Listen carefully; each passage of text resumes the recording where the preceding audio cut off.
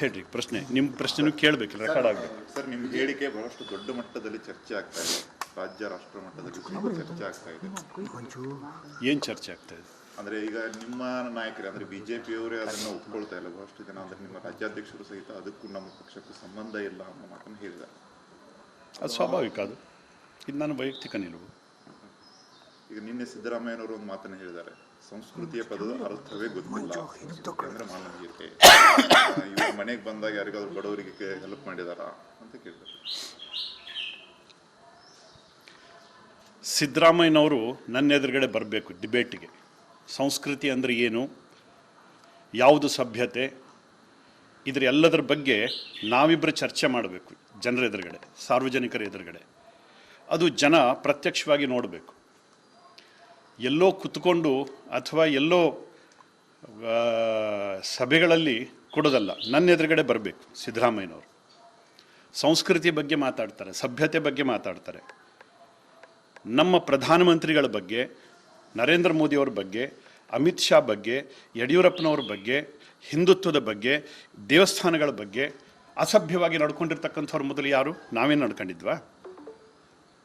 ನಮ್ಮ ಬಗ್ಗೆ ಅಷ್ಟೊಂದು ಕೀಳಾಗಿ ಹೇಳ್ತಕ್ಕಂಥ ಅವಶ್ಯಕತೆ ಏನಿತ್ತು? ಕಾಂಗ್ರೆಸ್ ಲೀಡರ್ಗಳು ನಮ್ಮ ಪ್ರಧಾನಮಂತ್ರಿ ಮೋದಿಯವ್ರ ಬಗ್ಗೆ ಏನೆಲ್ಲ ಕೆಟ್ಟದನ್ನು ಮಾತಾಡಿದ್ದಾರೆ? ಬಹುತೇಕ ಯಾವ ಸಂಸ್ಕೃತಿ ಸಭ್ಯತೆಯ ಎಲ್ಲೆಯನ್ನು ಮೀರಿ ಮಾತಾಡಿದ್ದಾರೆ. ಹೇಳಬೇಕಾ ಯಾರು ಅಂತ? ಯಾರ್ಯಾರು ಏನು ಹೇಳಿದ್ದಾರೆ ಅಂತ ಹೇಳಬೇಕಾ? ಅಜಿತ್ ಸಿಂಗ್ ಹೇಳಿದ್ರು, ಪ್ರಧಾನಮಂತ್ರಿ ಅಂದರು ಕುರಿ ಅಂತ ಅಂದರು. ಆಮೇಲೆ ಅಭಿಷೇಕ್ ಸಿಂಗ್ ಮಾನ್ವಿ ಹೇಳಿದ್ರು, ಡ್ಯಾಮೇಜ್ ಮಾಡ್ತಕ್ಕಂಥ ಮನುಷ್ಯ ಅಂತ ಅಂದರು, ಇಡೀ ಭಾರತದ ಡ್ಯಾಮೇಜ್ ಮಾಡ್ತಕ್ಕಂಥ ಮನುಷ್ಯ ಅಂತ ಅಂದರು. ಆಮೇಲೆ ಸಮಾಜವಾದಿ ಪಾರ್ಟಿ ಲೀಡರ್ ಹೇಳಿದ್ರು, ಅಜಮ್ ಖಾನ್ ಹೇಳಿದ್ರು, ಅವ ಒಂದು ಪಪ್ಪಿ ಅಂತ ಅಂದರು, ಅತ್ಯಂತ ಜಾತೀಯವಾದಿ ಅಂತ ಕರೆದ್ರು. ಆಮೇಲೆ ಬೇನಿ ಪ್ರಸಾದ್ ವರ್ಮಾ ಅಂತ ಕರೆದ್ರು, ಪ್ರಧಾನಮಂತ್ರಿಗಳನ್ನ ಕೊಲೆಗಡುಕ ಅಂತ ಕರೆದ್ರು. ಆಮೇಲೆ ಸಲ್ಮಾನ್ ಖುರ್ಷಿದ್ ಅವ್ರನ್ನ ಕಪ್ಪೆ ಅಂತ ಕರೆದ್ರು, ಮಂಗ ಅಂತ ಕರೆದ್ರು, ನಪುಂಸಕ ಅಂತ ಕರೆದ್ರು. ಪಿ ಚಿದಂಬರಂ ಹೇಳಿದ್ರು, ಅತ್ಯಂತ ದೊಡ್ಡ ಸುಳ್ಳುಗಾರ ಅಂತ ಪಿ ಚಿದಂಬರಂ ಕರೆದ್ರು.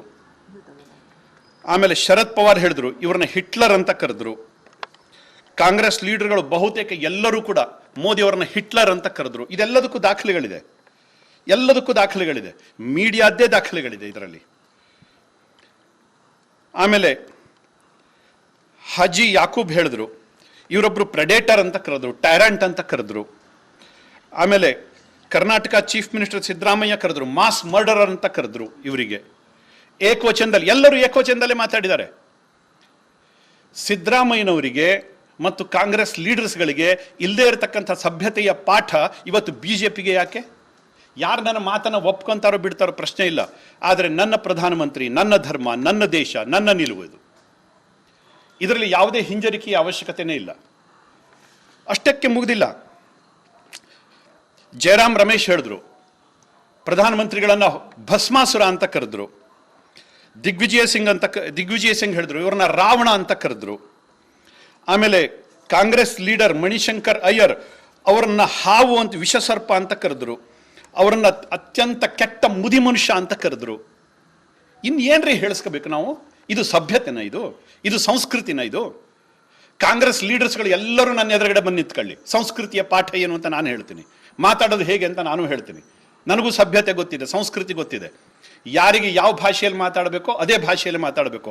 ಮೊದಲು ಸಿದ್ದರಾಮಯ್ಯನವರೇ ಸಭ್ಯತೆ ಏನು ಅಂತ ನೀವು ಕಲ್ತ್ಕೊಳ್ಳಿ. ಕಾಂಗ್ರೆಸ್ ಲೀಡರ್ಸ್ಗಳೇ ಸಂಸ್ಕೃತಿ ಅಂತಂದ್ರೆ ಏನು ಅಂತ ನೀವು ಕಲ್ತ್ಕೊಳ್ಳಿ. ಮಾತಾಡೋ ರೀತಿ ನೀತಿಗಳನ್ನು ನೀವು ಕಲ್ತ್ಕೊಳ್ಳಿ, ಆಮೇಲೆ ನಮಗೆ ಪಾಠ ಮಾಡಿ. ಇವತ್ತು ಕೆಲವೊಬ್ಬರು ಸಭ್ಯರು ನಮಗೆ ಪಾಠ ಮಾಡ್ಲಿಕ್ಕೆ ಬರ್ತಾರೆ. ಸಿದ್ದರಾಮಯ್ಯನವರು ಮೊನ್ನೆ ತಾನೇ ಎಲ್ಲ ವಿಡಿಯೋ ಸೋಷಿಯಲ್ ಮೀಡಿಯಾಗಳಲ್ಲಿ ಹರಿದಾಡ್ತಾ ಇದೆ, ಏಕವಚನದಲ್ಲಿ ಮಾತಾಡಿದ್ರು. ಕಳೆದ ಚುನಾವಣೆಗಳಲ್ಲಿ ಏನೆಲ್ಲ ಮಾತಾಡಿದ್ರು. ಅವರಿಗೊಂದು ಕಾನೂನು, ನಮಗೊಂದು ಕಾನೂನು, ಅವರಿಗೊಂದು ನ್ಯಾಯ, ನಮಗೊಂದು ನ್ಯಾಯ. ಇದು ಯಾವ ಸೀಮೆ ನ್ಯಾಯ ರೀ? ನಮಗದೆಲ್ಲ ಗೊತ್ತಿಲ್ಲ. ನಾವು ನಮ್ಮ ನಾಯಕತ್ವವನ್ನು ಪ್ರೀತಿ ಮಾಡ್ತಕ್ಕಂಥ ಜನ, ಅದಕ್ಕಿಂತ ಹೆಚ್ಚು ನಮ್ಮ ಧರ್ಮವನ್ನು ಪ್ರೀತಿ ಮಾಡ್ತಕ್ಕಂಥ ಜನ. ಇವತ್ತು ಅಯೋಧ್ಯೆ ರಾಮ ಮಂದಿರದ ಬಗ್ಗೆ ಏನೆಲ್ಲ ಅವಹೇಳನಕಾರಿ ಮಾತುಗಳನ್ನು ಹೇಳಿದ್ರು, ಎಷ್ಟು ಕೀಳಾಗಿ ಹಿಂದೂ ಸಮಾಜವನ್ನು ಕಂಡ್ರು. ಅಂದ್ರೆ ಹಿಂದೂ ಸಮಾಜ ಅಂತಂದ್ರೆ ಇದೊಂದು ಬೇವರ್ಸಿ ಸಮಾಜನ ಇದು? ಇವ್ರ ಸಮಾಜದ ಜನಗಳಿಗೆ ಓಟೇ ಇಲ್ವಾ? ಅಲ್ಲಿರ್ತಕ್ಕಂಥ 15%, 20% ಜನರು ಓಟಿಗೋಸ್ಕರ ಇಷ್ಟೆಲ್ಲ ಜೊಲು ಸುರಿಸ್ತಾರೆ.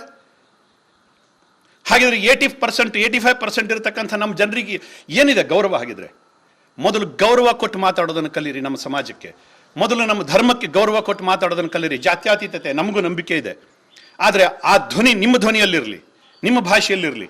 ಹಿಂದೂಗಳಿಗೆ ಒಂದು ರೀತಿ ಪದ್ಧತಿ, ಮುಸಲ್ಮಾನರಿಗೆ ಒಂದು ರೀತಿ ಪದ್ಧತಿ. ಇದು ಯಾವ ಸೀಮೆ ನ್ಯಾಯ ರೀ?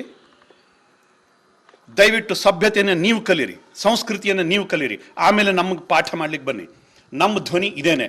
ನೀವು ಹೇಳಿದ್ದು ಏಕವಚನದಲ್ಲಿ ಮಾತಾಡಿಸಿದ್ದು ಸರಿ ಅಂತಾದರೆ ನಾನು ಮಾತಾಡಿದ್ದು ಸರಿ. ಯಾರು ನನ್ನನ್ನು ಒಪ್ಕೊಂತಾರೋ ಬಿಡ್ತಾರೋ ಗೊತ್ತಿಲ್ಲ, ದೇವರು ಒಪ್ತಾನೆ. ಈಗ ಹಿಂದೂ ಸಮಾಜದ ಸಭ್ಯ ಜನ ಇದನ್ನು ಒಪ್ಕೊಂತಾರೆ. ಸೋಷಿಯಲ್ ಮೀಡಿಯಾದಲ್ಲಿ ನೋಡಲಿ, ಇವತ್ತು ಚರ್ಚೆ ಮಾಡಲಿ, ಯಾರು ಏನೇನು ಹೇಳ್ತಾ ಇದ್ದಾರೆ ಅನ್ನುವಂಥದ್ದನ್ನು ಕೇಳಲಿ. ಸಿದ್ದರಾಮಯ್ಯನವರೇ, ಖಂಡಿತವಾಗಿ ಹೇಳ್ತೀನಿ, ಸಂಸ್ಕೃತಿ ಸಭ್ಯತೆ ಬಗ್ಗೆ ಮಾತಾಡೋದಾದ್ರೆ ನನ್ನ ಎದುರುಗಡೆ ಬರ್ರಿ. ಇಡೀ ಕರ್ನಾಟಕದ ಜನ ನೋಡಲಿ, ಲೈವ್ ಆಗಲಿ, ಬನ್ನಿ ನಮ್ಮ ಎದುರುಗಡೆ. ಅದಿಲ್ಲ ಅಂತಂದ್ರೆ ಸಂಸ್ಕೃತಿ ಸಭ್ಯತೆ ಬಗ್ಗೆ ಮಾತಾಡೋದನ್ನು ಬಿಡಿ. ಯಾಕೆಂದ್ರೆ ಅದರ ಅರ್ಥನೇ ಗೊತ್ತಿಲ್ಲದೆ ಇರತಕ್ಕಂಥ ಜನ ನೀವು ಸಿದ್ದರಾಮಯ್ಯನವರೇ. ಕಾಂಗ್ರೆಸ್ ಬಗ್ಗೆ ನಾನು ಹೇಳೋದಿಲ್ಲ, ಅನೇಕ ರಾಮ ಭಕ್ತರು ಅಲ್ಲೂ ಇದ್ದಾರೆ, ತುಂಬಾ ಜನ ಪ್ರಾಮಾಣಿಕವಾಗಿ ಇವತ್ತು ಕೂಡ ಸೇವೆ ಸಲ್ಲಿಸ್ತಾ ಇದ್ದಾರೆ. ಆದರೆ ಸಿದ್ದರಾಮಯ್ಯನಂತಹ ಧರ್ಮಲಂಡರ್ ಬಗ್ಗೆ ನಾನು ಹೇಳ್ತಾ ಇದ್ದೀನಿ, ಧರ್ಮಲಂಡರ್ ಬಗ್ಗೆ ನಾನು ಹೇಳ್ತಾ ಇದ್ದೀನಿ. ಧನ್ಯವಾದಗಳು.